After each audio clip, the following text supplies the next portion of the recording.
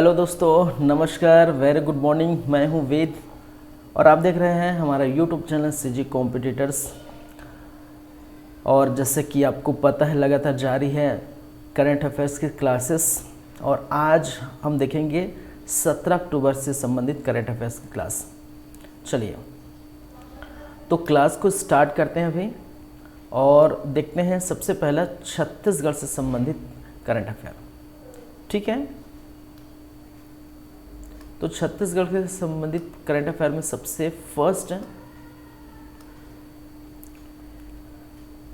किसकी बातें करेंगे? सबसे फर्स्ट एक योजना है, उसका नाम याद रखेंगे, श्री ललित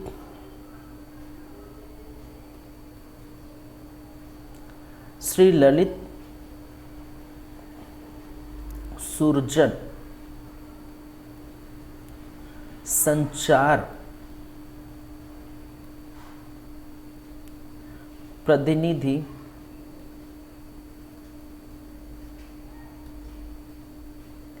आवास ऋण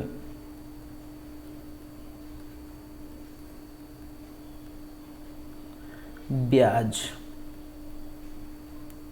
अनुदान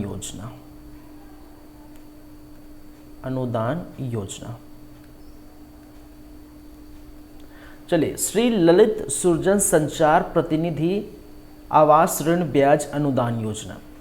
अब इस योजना के बारे में हम बात करें तो ये योजना किससे संबंधित है? चलिए, ये संबंधित है, याद रखेंगे,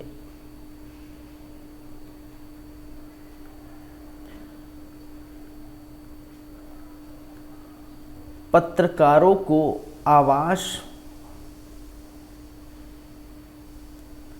ऋण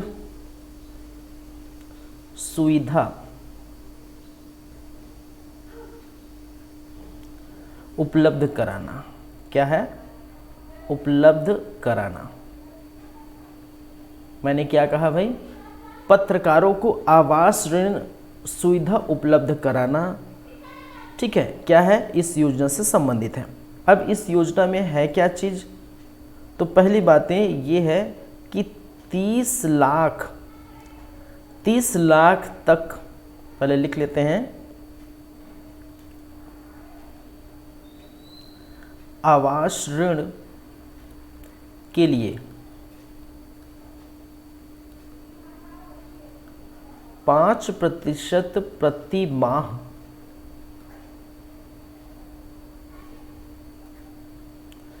ब्याज अनुदान 5 वर्ष के लिए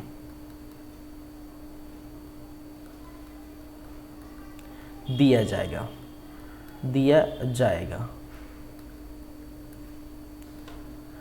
और ये किस विभाग द्वारा संबंधित है भाई? विभाग का नाम लिख लेंगे, जनसंपर्क विभाग।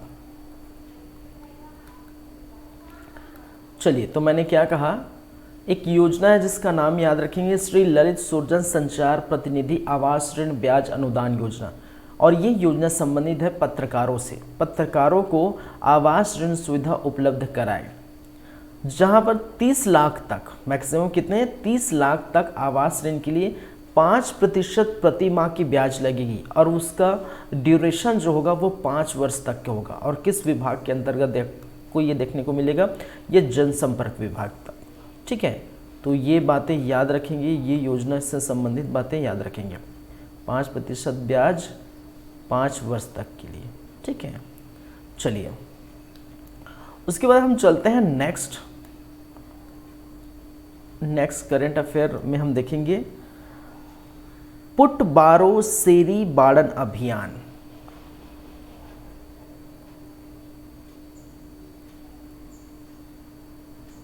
पुट बारो सीरी बाढ़न अभियान। पहली बात तो आपको ये समझना है कि इसका अर्थ क्या है। इसका अर्थ क्या है। ठीक है, चूंकि ये जो है किस लैंग्वेज में है, ये जो है आदिवासी भाषा है, कबीर धाम के जो आदिवासी भाषा है, ये जो है क्या है भाई, ये कबीर धाम की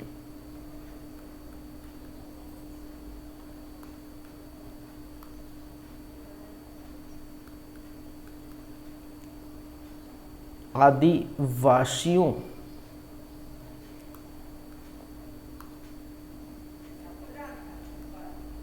कबीर धाम के आदिवासी की भाषा है।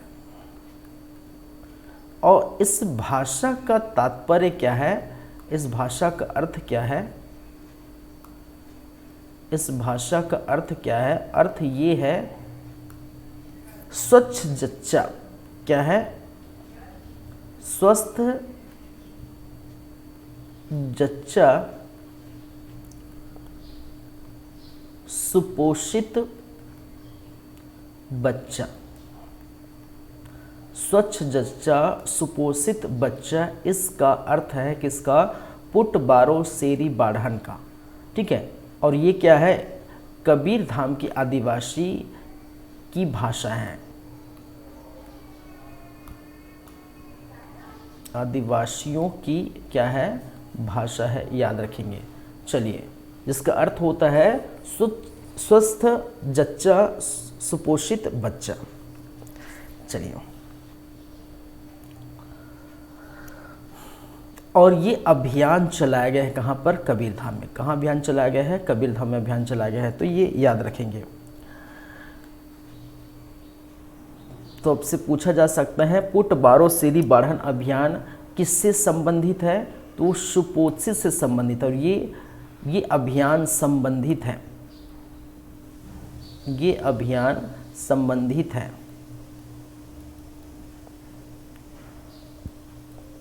किससे, सुपोषित से या सुपोषण से।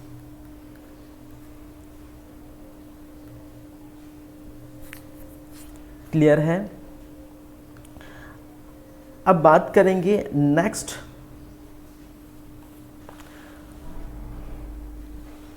फिक्की के बारे में याद रखेंगे। नेक्स्ट क्या है, फिक्की।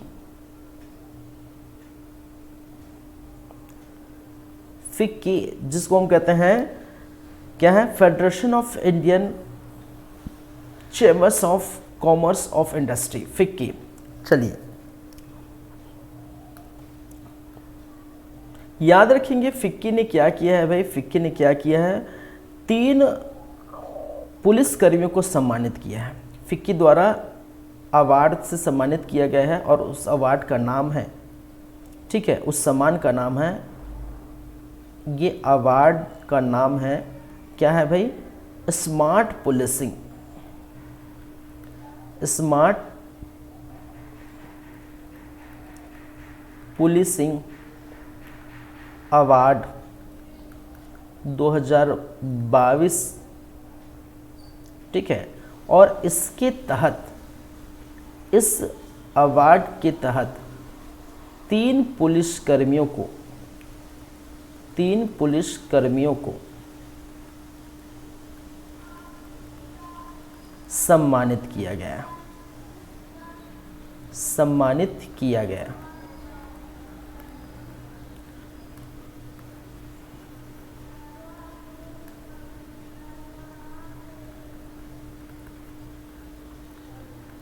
किया गया, और उनके नाम क्या है भाई, एक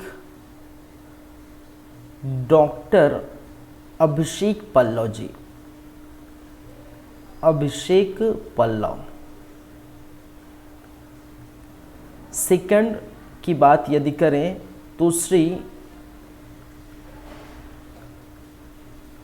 मयंक गुर्जर जी। अगर थर्ड की बात करें तो पूजा अग्रवाल जी।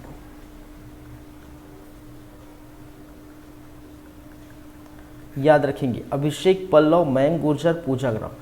स्मार्ट पुलिसिंग अवार्ड 2022 3 पुलिस कर्मियों को दिया गया है। ठीक है, उनके नाम याद रखेंगे। और ये किसके द्वारा ये प्रदान किया गया है, फिक्की। और फिक्की को फिक्की का फुल फॉर्म क्या है भाई? Federation of Indian chambers of commerce of industry, याद रखेंगे। चलिए, क्लियर है यहाँ तक बातें?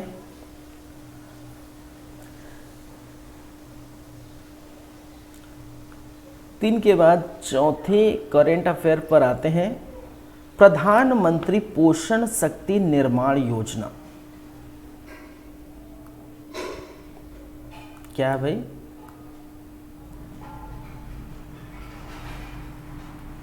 प्रधानमंत्री पोषण शक्ति निर्माण योजना।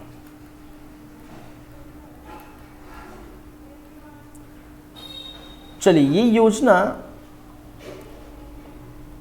इसको हम बोल सकते हैं, ये मध्याह्न भोजन जो बच्चों को दिया जाता है ना, मध्याह्न भोजन स्कूलों में, तो उसी से संबंधित है। इसको हम कहते हैं प्रधानमंत्री पोषण शक्ति निर्माण योजना। और इस योजना के तहत, ठीक है, अतिरिक्त पोषण में अंडा देने का निर्णय लिया है। चलिए, इस योजना के तहत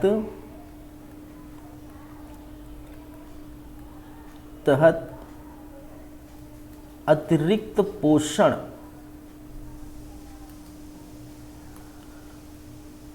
या अतिरिक्त भोजन या अतिरिक्त पोषण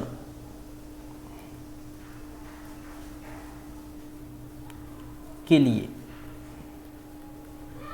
7 जिलों को अंडा देने का निर्णय लिया है। कहने का मतलब है, अब मध्याह्न भोजन में अतिरिक्त पोषण के अंतर्गत अंडा वितरण की जाएगी। और कितने जिलों में? 7 जिलों में, याद रखेंगे। तो वो 7 जिले कौन कौन से हैं? एक तो आपका जो है बलरामपुर है,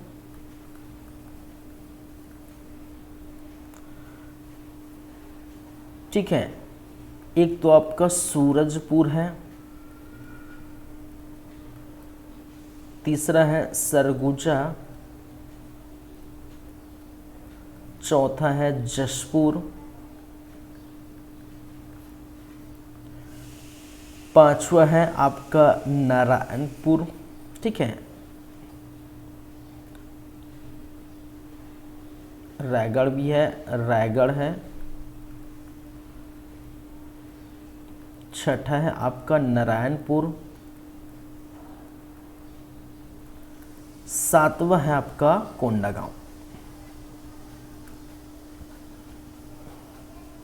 कौन भाई? कोंडागांव।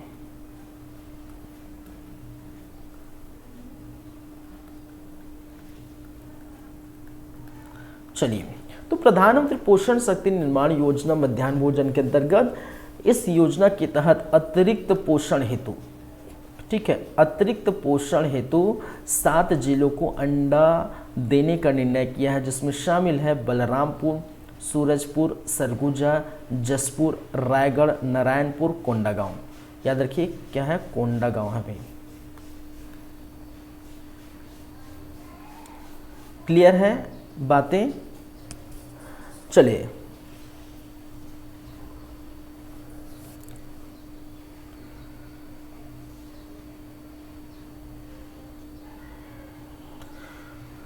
चार हो गए और आप 4 ही याद रखेंगे। फिलहाल अभी यही है, छत्तीसगढ़ से संबंधित सिर्फ 4 ही हैं। चलिए, नेक्स्ट हम बातें करेंगे, वो रहेगा आपके राष्ट्रीय स्तर से संबंधित बातें।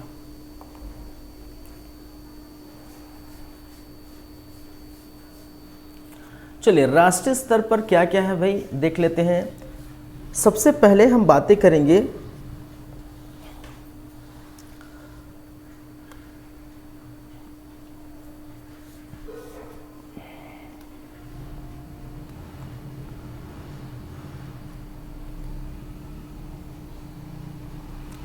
समलैंगिक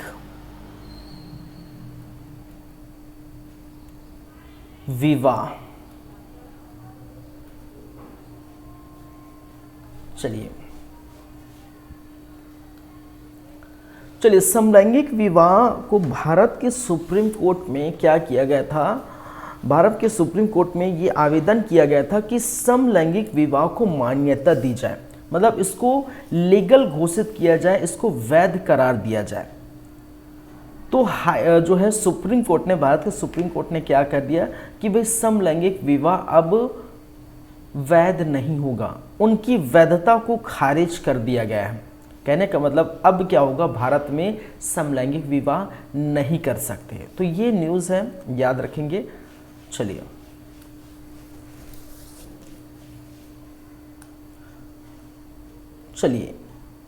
एससी सुप्रीम कोर्ट, मैं लिख देता हूं सीधा सुप्रीम कोर्ट।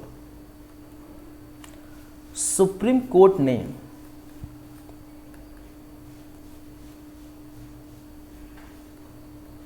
समलैंगिक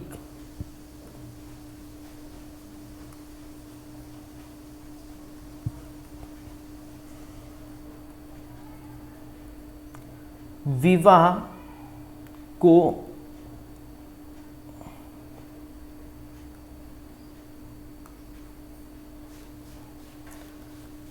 वैध बनाने की अपील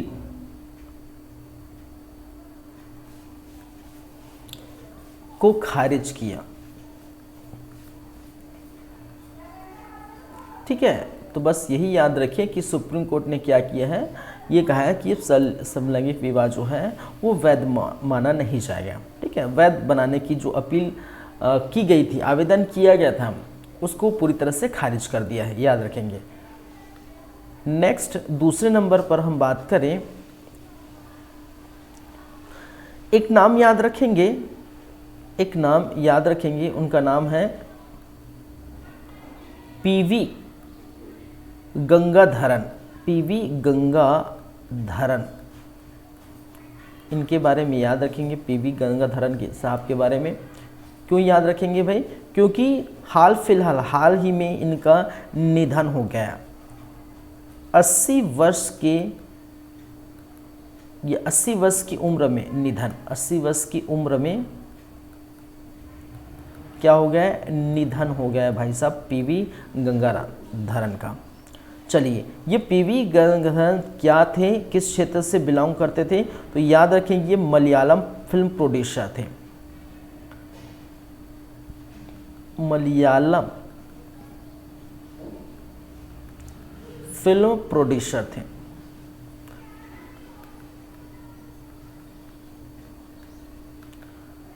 तो पीवी गंगाधरन का नाम याद रखिए, 80 वर्ष की उम्र में इनका निधन हो गया और ये मलयालम फिल्म प्रोड्यूसर थे, याद रखिए, हाल ही में कुछ दिन पहले। चलिए, क्लियर है राष्ट्रीय स्तर से संबंधित दो बातें।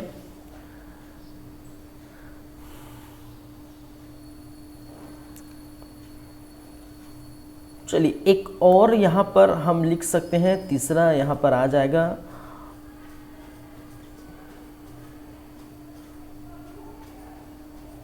चलिए डीआरडीओ के INS सागर ध्वनि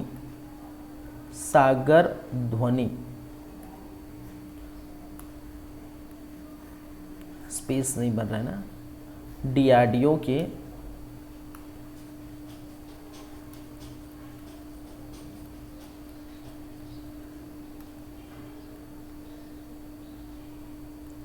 INS सागर ध्वनि, ठीक है, के तहत देखिए सागर ध्वनि का निर्माण, INS सागर ध्वनि का निर्माण किसके द्वारा किया गया है, डीआरडीओ द्वारा, और इनका एक मिशन है और ये मिशन के लिए रवाना हो गए हैं। ठीक है, सागर ध्वनि, चलिए इनका एक क्या है, मिशन है और मिशन का नाम है सागर मैत्री मिशन 4 के लिए रवाना हुई। ठीक है, कौन? आईएनएस सागर धोनी। और इसका निर्माण किसने किया भाई? आईएनएस सागर धोनी का ये निर्माण किया है डीआरडीओ द्वारा। क्या है ये? डीआरडीओ द्वारा। याद रख लेंगे। क्लियर है यहाँ तक बातें? राष्ट्रीय स्तर की बातें क्लियर है भाई। 3 समलैंगिक विवाह के बारे में याद रखेंगे, जिनको पूरी तरह से सुप्रीम कोर्ट ने क्या कर दिया है? खारिज कर दिया है। ठीक है, खारिज कर दिया है। इसको वैध बनाने की जो अपील की थी वो पूरी तरह से खारिज हो गया है। पीवी गंगाराथम के बारे में याद रखिए, ये फिल्म प्रोड्यूसर थे मलयालम से, जिसे और याद रखेंगे आईएनएस सागर धोनी दो सागर मैत्री मिशन 4 के लिए रवाना हुई, और ये सागर धोनी बनाया किसके द्वारा था? डीआरडीओ द्वारा। चलिए 3 यहाँ पर याद रखेंगे। चौथी बातें पर हम बात करते हैं। चलिए 4th नंबर पर क्या है भाई? राष्ट्रीय स्तर पर यदि बातें करें तो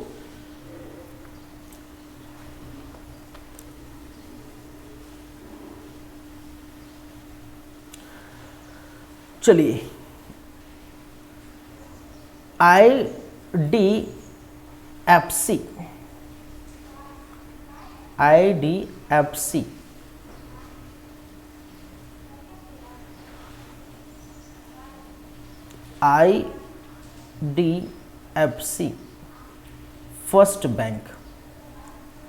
फर्स्ट बैंक। ठीक है, देखिए ये दोनों को आईडीएफसी और आईडीएफसी फर्स्ट बैंक, ये दोनों का क्या कर दिया गया है? विलय कर दिया गया है। क्या कर दिया गया भाई? ये दोनों का विलय कर दिया गया है। ठीक है, आईडीएफसी जिसको हम बोलते हैं, क्या बोलते हैं? Infrastructure development finance company. Infrastructure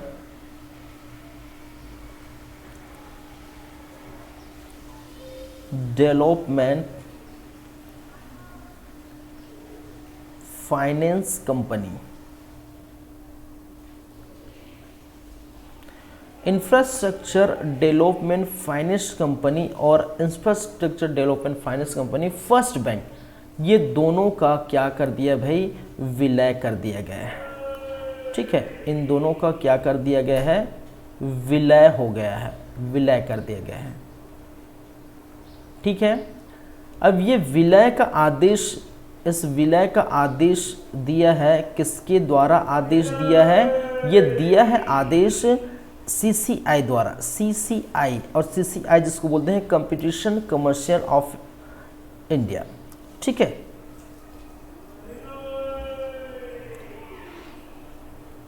competition commission of India CCI, या जिसे हम कहते हैं भारतीय प्रतिस्पर्धा आयोग। क्या है भाई? भारतीय प्रतिस्पर्धा आयोग, सीसीआई।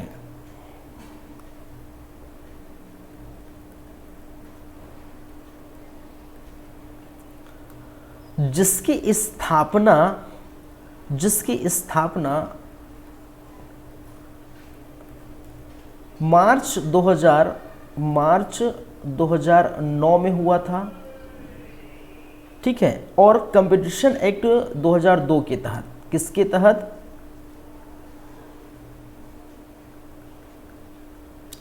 कंपटीशन एक्ट 2002 के तहत। चलिए, और सीसीआई ने क्या किया भाई साहब? आदेश दिया।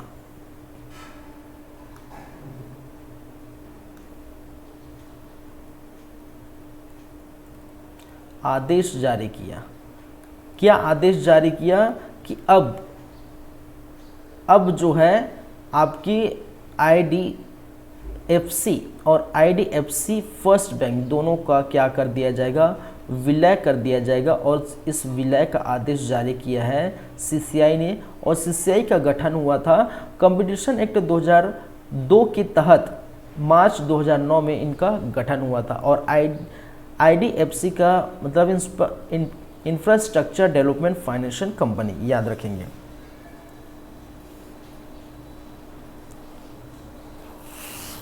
चलिए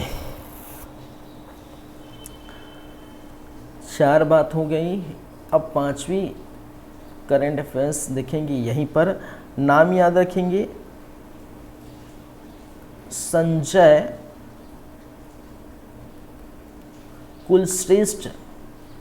संजय कुलश्रेष्ठ जी का नाम याद रखेंगे। और इनका नाम आपको क्यों याद रखना है, क्योंकि इनको बनाया गया है हुडको का अध्यक्ष एवं प्रबंध निदेशक।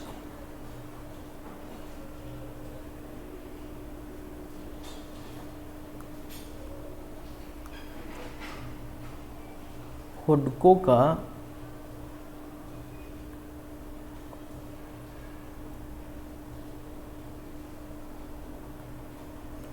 अध्यक्ष एवं प्रबंध निदेशक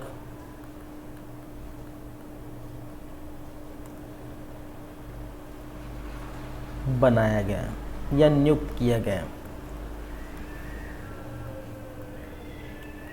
नियुक्त किया गया। ठीक है, ये भी आप याद रख सकते हैं। ये जो हुडको है, इस हुडको का स्थापना हुआ था 25 अप्रैल सन 1970 और जिनका मुख्यालय है नई दिल्ली में। कहाँ पर? नई दिल्ली में। इनका मुख्यालय कहाँ पर है? नई दिल्ली में। तो याद रखेंगे हुडको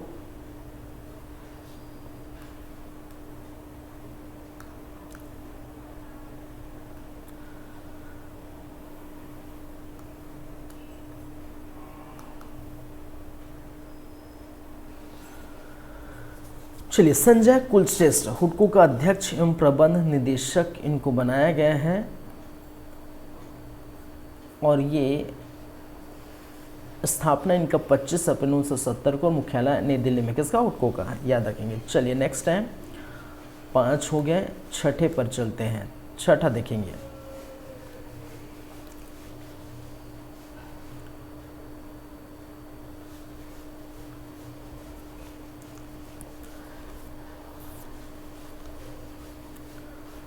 टॉप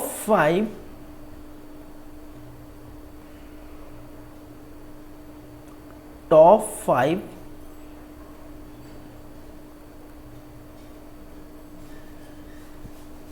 पंक्चुअल एयरपोर्ट।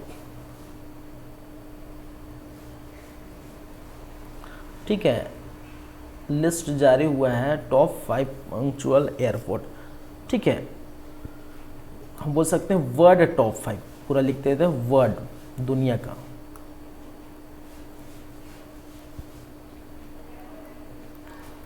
टॉप 5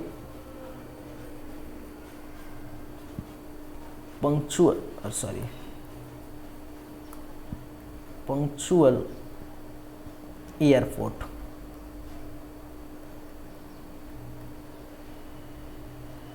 चलिए नाम लिख लेंगे भाई।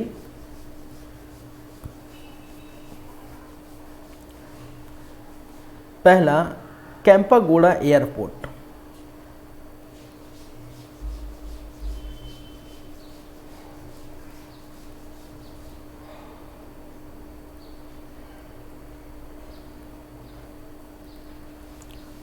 दूसरा salt lake city international airport, salt lake city international airport.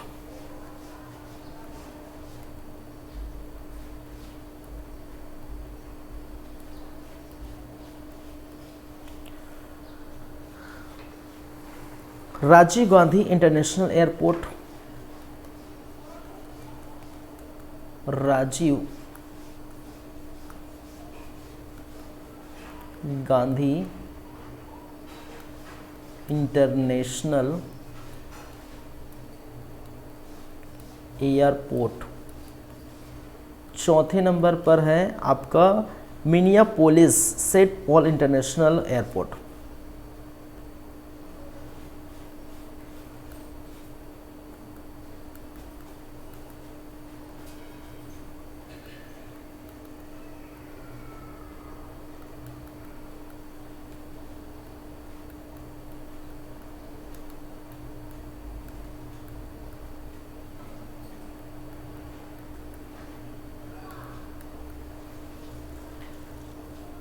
पांचवें नंबर पर है एल डोरंडो इंटरनेशनल एयरपोर्ट।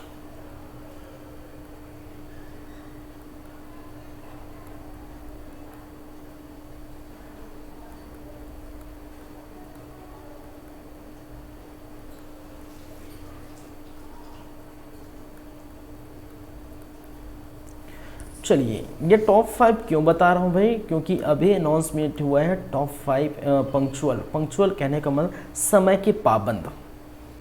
चलिए, पंक्चुअल का मतलब क्या होता है भाई, समय के पाबंद। समय के पाबंद कि जितना समय में है उतना समय में क्या हो जाएगा, पहुंच जाएगा।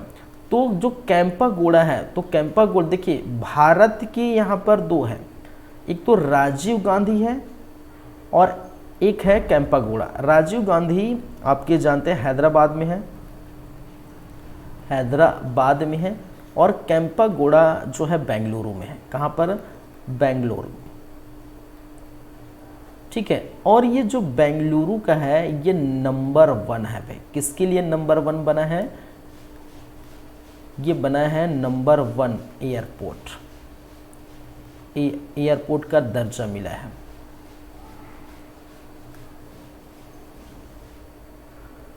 और किसके लिए मिला है ये नंबर 1 एयरपोर्ट का दर्जा, ये मिला है पंक्चुअल, पाबंद, समय का पाबंद। ठीक है, कि सही समय में क्या है, सही समय में वो पहुंच जाता है। और कहा जा रहा है कि लगातार, ये लगातार 3 महीनों से आपको देखने को मिल रहा है। लगातार 3 महीनों से पंक्चुअल है, समय के पाबंद है, समय के पाबंद है कि 3 महीनों से ये ऐसी ही है कि पहले से ही पहुंचा है। 15 मिनट पहले से कहा जाता है कि 15 मिनट पहले ही पहुंच जाता है आपको लेने के लिए। कहने का मतलब एयरपोर्ट में भाई पहले ही पहुंच जाता है, 15 मिनट पहले। ठीक है, तो वर्ल्ड टॉप 5, ठीक है, वर्ल्ड विश्व का टॉप 5 पंक्चुअल एयरपोर्ट, समय के पाबंद एयरपोर्ट, वो कौन है, वो है सबसे फर्स्ट है आपका Kempegowda, Salt lake City second, Rajiv Gandhi third, Minneapolis City Paul fourth, El Dorado International Airport. ये विदेशों के, अलग अलग देशों के हैं। तो इंडिया का सबसे पहले नंबर पर है, याद रखिए। नंबर 1 है बेंगलुरु का, जो लगातार 3 महीनों से समय के पाबंद है, 3 महीनों से लगातार 15 मिनट पहले ही पहुंच जाता है, याद रखेंगे। चलिए, तो नाम याद रखेंगे कैंपागोड़ा। छठा हो गया। 7वें नंबर पर हम चलते हैं,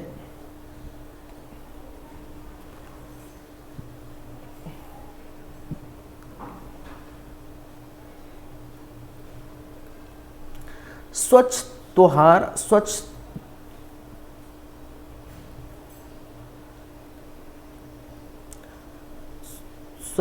त्योहार, स्वस्थ त्योहार। ठीक है, स्वच्छ त्योहार और स्वस्थ त्योहार, ये क्या है, एक अभियान है।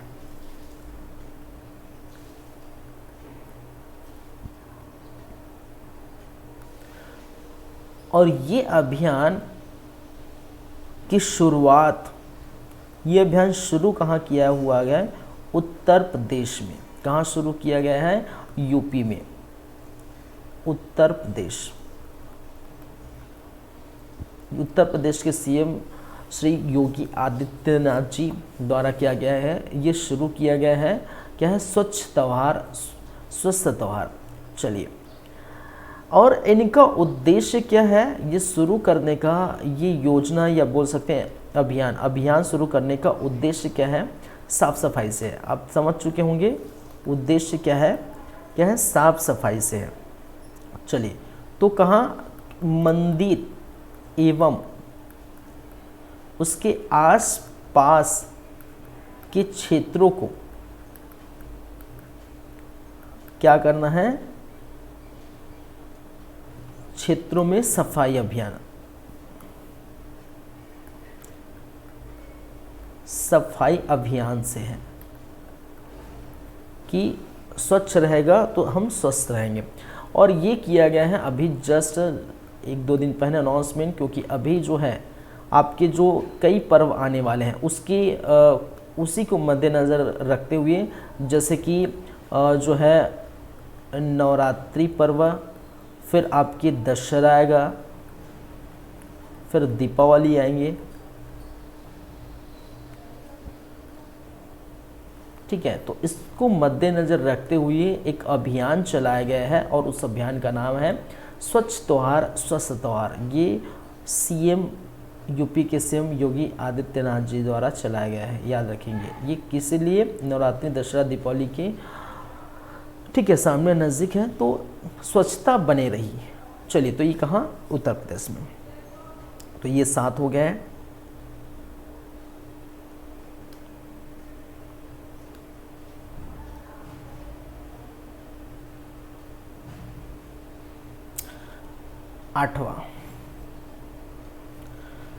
आठवें नंबर पर हम देखते हैं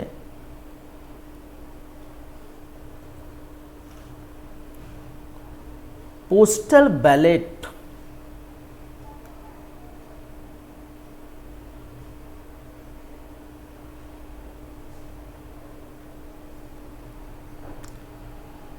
पोस्टल बैलेट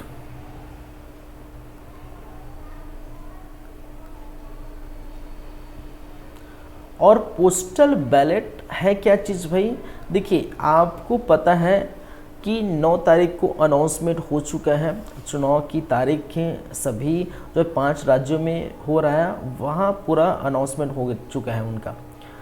ठीक है, और आप जानते हैं छत्तीसगढ़ में 2 चरण में 7 और 17 नवंबर को ये चुनाव होगा।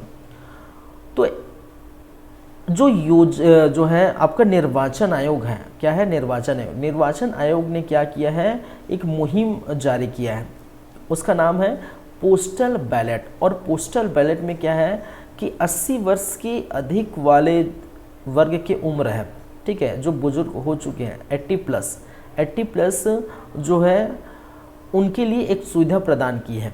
इसके तहत पोस्टल बैलेट के तहत सुविधा प्रदान की है क्या?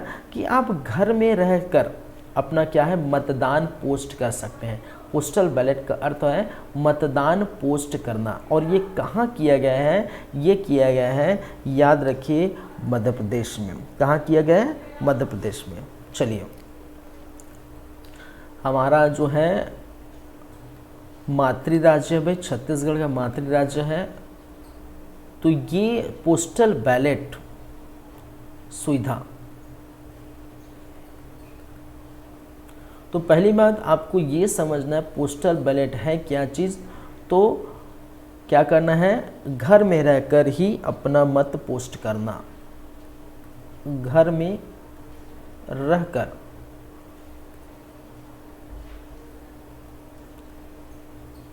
अपना मत पोस्ट करना।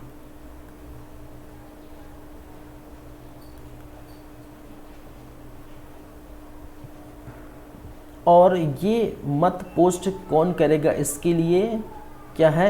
80 प्लस वर्गों के लिए।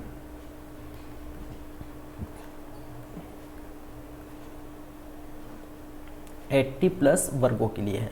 और ये पोस्टल बैलेट की सुविधा प्रदान करने वाले कौन हैं, किसके द्वारा किया गया है, तो आप जानते हैं किसके द्वारा किया गया भाई, चलिए निर्वाचन आयोग, निर्वाचन आयोग द्वारा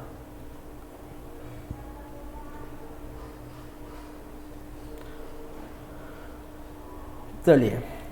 और ये किस स्थान में किया गया है, किस राज्य की बात करें तो मध्य प्रदेश, मध्य प्रदेश राज्य में ये सुविधा प्रदान की है।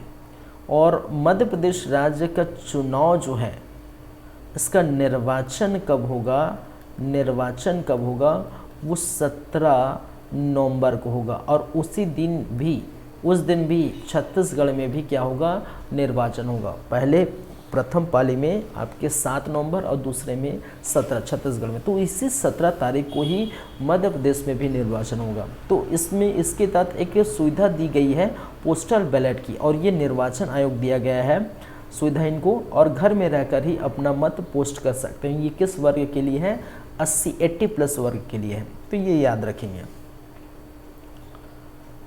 चलिए नेक्स्ट और क्या है,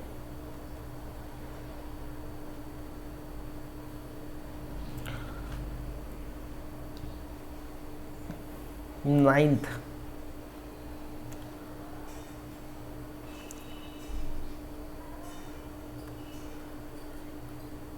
अरुणोदय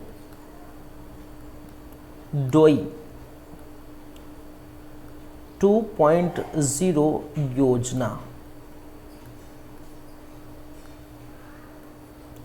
अरुणोदय 2.0 योजना। देखिए इस अरुणोदय 2.0 योजना में क्या है, पहली बात तो ये किस राज्य से संबंधित है, तो राज्य याद रखेंगे, ये असम राज्य में ये योजना देखने को मिलेगा। दूसरी बातें, ठीक है, इनका इस योजना का उद्देश्य क्या है भाई,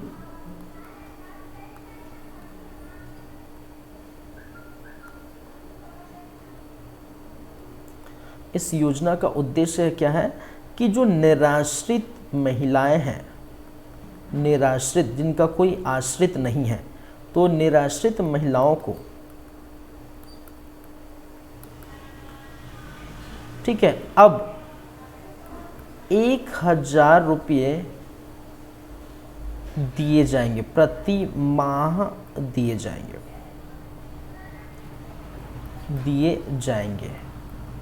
ठीक है, 1000 रुपया प्रति माह दिए जाएंगे।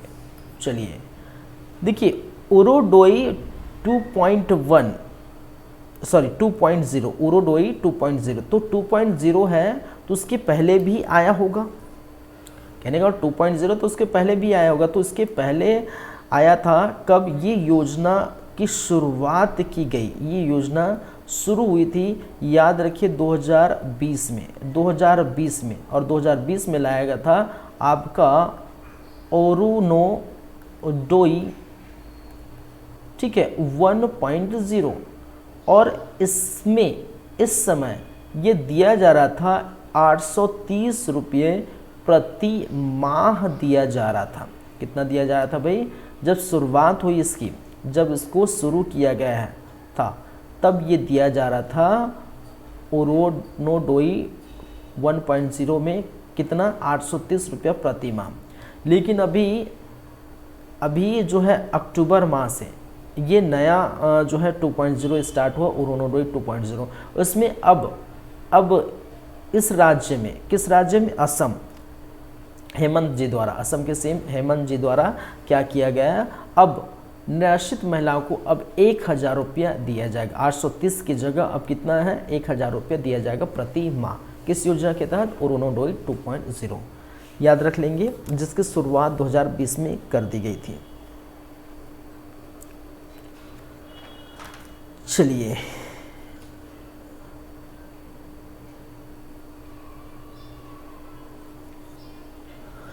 क्लियर है।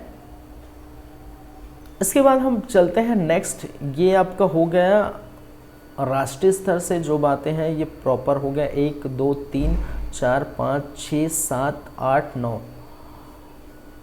चलिए नेक्स्ट हम देखेंगे अब अंतर्राष्ट्रीय स्तर से संबंधित।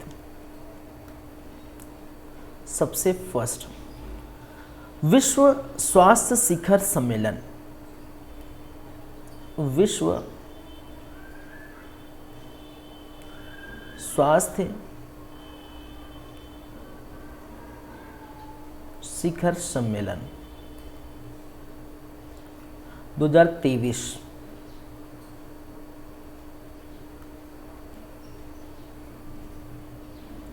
विश्व स्वास्थ्य शिखर सम्मेलन 2023 की तिथि यदि हम बात करें तो तिथि क्या है भाई, कब ये जो है शिखर सम्मेलन किया जाएगा, तो ये किया जाएगा 15 अक्टूबर से लेकर 17 अक्टूबर के मध्य। ठीक है, चलिए तिथि हो गई। आयोजित कहाँ होगा, आयोजित होगा आप कहाँ पर, बर्लिन में, बर्लिन जर्मनी।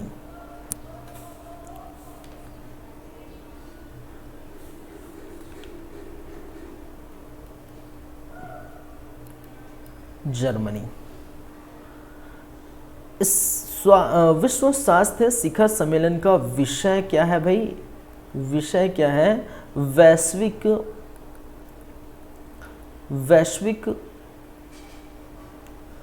स्वास्थ्य कार्यवाही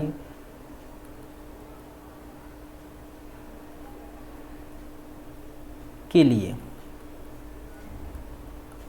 एक परिभाषित वर्ष, एक परिभाषित वर्ष, ये इनका क्या है, विषय है। किसका विषय, विश्व स्वास्थ्य शिखर सम्मेलन 2023 का। और ये कहाँ आयोजित हो रहा है, बर्लिन में। कब से कब तक, 15 अक्टूबर से लेकर 17 अक्टूबर के मध्य। इससे में आपको ये याद रखना है, क्या है, विश्व आघात दिवस, विश्व आघात दिवस, आघात या जिसको कहते हैं ट्रॉमा। ठीक है, क्या कहते हैं, ट्रॉमा।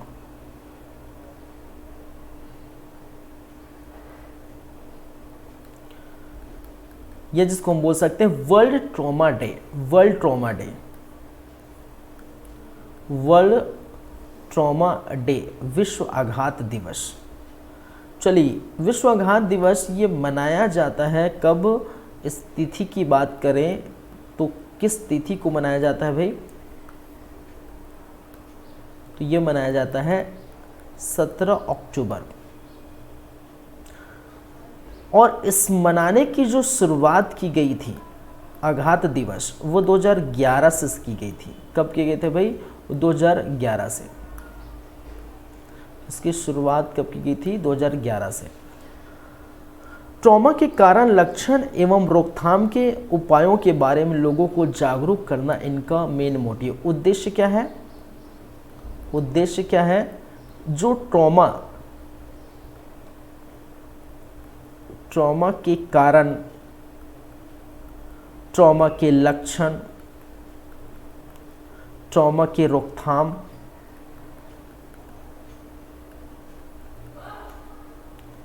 के उपायों के बारे में लोगों को जागरूक करना क्या है, ये इनका उद्देश्य है। ठीक, ट्रॉमा किसी भी तरह से हो सकता है। किसी का यदि एक्सीडेंट होता है तो वो ट्रॉमा हो सकता है। ठीक है, मानसिक रूप से बोल सकते हैं बीमार हैं। ठीक है, तो वो ट्रॉमा के जो है कारण क्या है, उनके लक्षण क्या है और रोकथाम कैसे किया जा सकता है, इसके बारे में लोगों को जागरूक करना इस विश्व आघात दिवस या वर्ल्ड ट्रॉमा डे का उद्देश्य है, जो प्रतिवर्ष 17 अक्टूबर को मनाया जाता है और ये 2011 से स्टार्ट किया गया था। चलिए, ये दो बातें अंतर्राष्ट्रीय स्तर से संबंधित। और अन्य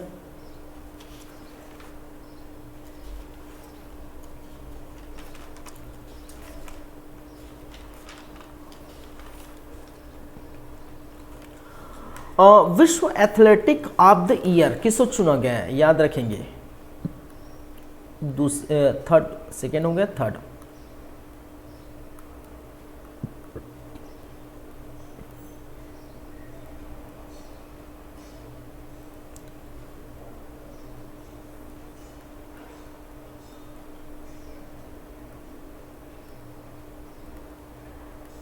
विश्व एथलीट ऑफ द ईयर, ये विश्व एथलीट ऑफ द ईयर चुना गया किसको भाई, याद रखेंगे नाम किसका है, ये नीरज चोपड़ा जी का, नीरज चोपड़ा, ठीक है। और नीरज चोपड़ा के बारे में आपको पता ही है, ये मैं बता चुका हूँ, इनके बारे में आपको पता होना चाहिए क्या क्या बातें हैं इनके बारे में कि इन्होंने, ठीक है, ये तो किस खेल से संबंधित है, तो आपको याद रखना है भाला फेंक से संबंधित है, ठीक है। और ये गोल्ड मेडल जीते हैं, गोल्ड मेडल जीते हैं ये आपके एशियन गेम्स में अभी अभी हुआ था, 23 सितंबर से जो है 8 अक्टूबर के मध्य हुआ था चीन में, वहाँ पर जीते हैं। फिर ओलंपिक में इन्होंने जीते हैं, अपने झंडे गाड़े हैं, ठीक है। ये रहने वाले हरियाणा के हैं, ये रहने वाले कहाँ के भाई, हरियाणा के हैं। और इनको अभी अभी इसी अक्टूबर में ही लॉरियस का ब्रांड एम्बेसडर नियुक्त किया गया था। क्या है, लॉरियस का ब्रांड एम्बेसडर, ठीक है, एम्बेसडर, लॉरियस का एम्बेसडर नियुक्त किया था, ठीक है। चलिए, लॉरियस का एम्बेसडर नियुक्त किया गया था, बनाया गया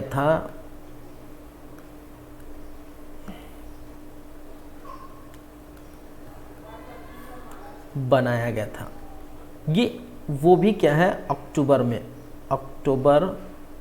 में ही, ठीक है, अक्टूबर में ही इनको अभी जस्ट नियुक्त किया गया था। और इनको मिला है विश्व एथलीट ऑफ द ईयर। तो नाम याद रखिए, विश्व एथलीट ऑफ द ईयर ये किसको दिया गया है, तो नीरज चोपड़ा को। नीरज चोपड़ा हरियाणा से बिलोंग करते हैं।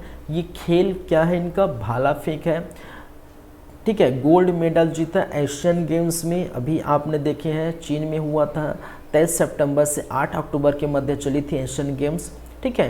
तो वहाँ गोल्ड मेडल जीते थे। और आपको पता है कि 28 गोल्ड मेडल, ठीक है, के साथ कुल टोटल 107 मेडल जीते हैं भारत में, उसमें से नीरज चोपड़ा जी का नाम भी। ओलंपिक में भी गोल्ड मेडल लाए थे। और अभी हाल फिलहाल में अक्टूबर माह में ही लॉरियस का इनको जो है एम्बेसडर नियुक्त किया गया। और लॉरियस क्या है, ये मैं बताया था कि ये विश्व की ऐसी चैरिटी है, विश्व स्तर पर कम से कम 300 से अधिक जो खेल हैं, ठीक है, उनको सहायता प्राप्त करती है, उनकी देख रेख करती है, ठीक है, कई प्रकार के आयोजन कराती है ये लॉरियस। और इसी लॉरियस का एम्बेसडर नियुक्त किया गया था। 2022 से नीरज चोपड़ा इनसे जुड़े थे।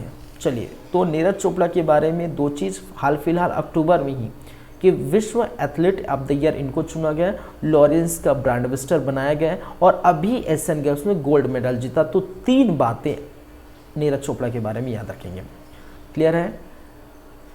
चलिए, नेक्स्ट क्या है,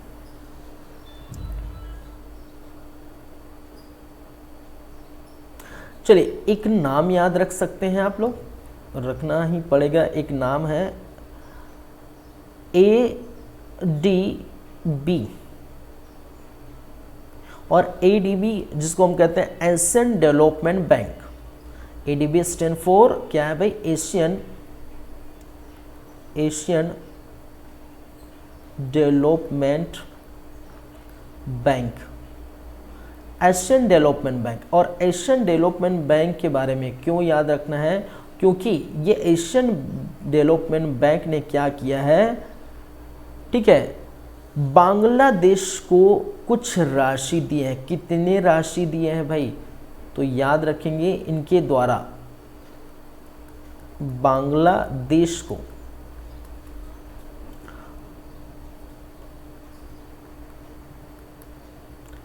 बीमारियों के टीके, ठीक है, बीमारियों के टीके, किस प्रकार के बीमारी के टीके? आपकी कोविड, कोरोना वैक्सीन, कोविड और डेंगू, कोविड बीमारियों के टीके किस प्रकार? कोविड और डेंगू बीमारी के टीके के उत्पादन के लिए क्या किया गया? 338 मिलियन डॉलर, 338 मिलियन डॉलर की सहायता दी। चलिए, तो इम्पोर्टेंट है, किसको दिया गया? किस देश को? बांग्लादेश को। किसके लिए? टीके के लिए, कोविड और डेंगू के टीके के उत्पादन के लिए। कितना दिया गया? 338 मिलियन डॉलर दिया गया। किसके द्वारा दिया गया? तो एडीबी बैंक द्वारा। कहने का मतलब एशियन डेवलपमेंट बैंक, या जिसे हम कहते हैं एशियाई विकास बैंक। क्या बोलते हैं भाई? एशियाई विकास बैंक। हिंदी में यदि नाम याद रखें तो एशियाई विकास बैंक है, और इंग्लिश में यदि आपको याद रखना है तो एशियन डेवलपमेंट बैंक, और शॉर्ट फॉर्म में याद रखना है तो एडीबी। और एडीबी जिसकी स्थापना 1966 में हुई थी, ठीक है, याद रखेंगे। और इसका मुख्यालय है आपके फिलिस्तीन में, याद रखेंगे। कहाँ? फिलीपींस भाई, फिलिस्तीन नहीं,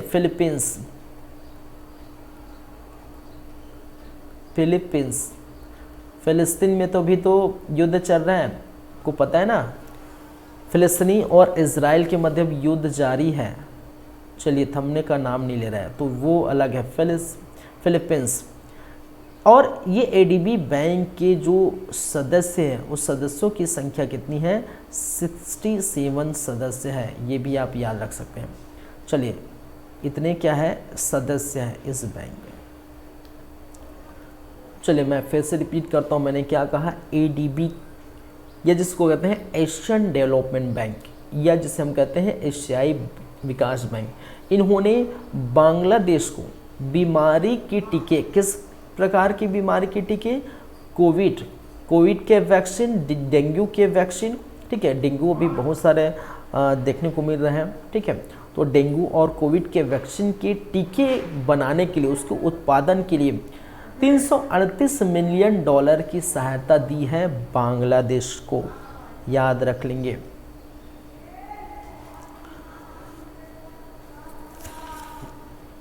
क्लियर है?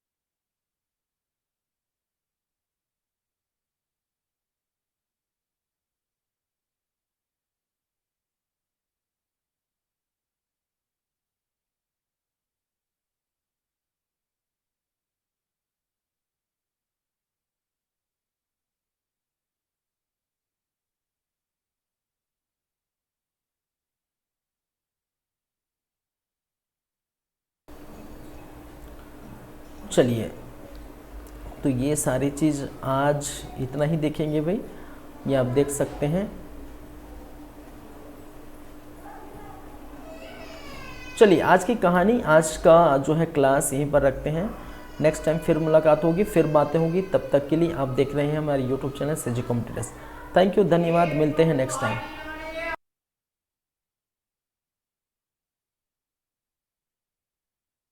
है।